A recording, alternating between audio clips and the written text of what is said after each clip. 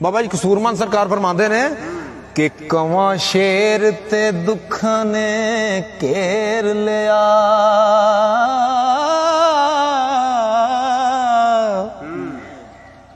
जान खूह दलीला पाई हुई है,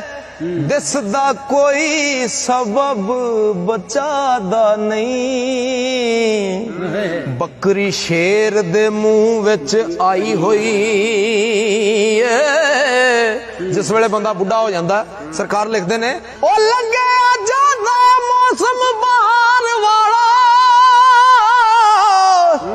नेड़े बादे खजामी आई हुई है, विच गफलतां वेख कसूर मंदा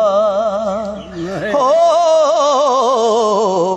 बंदगी रब दी ते मौत भुलाई होई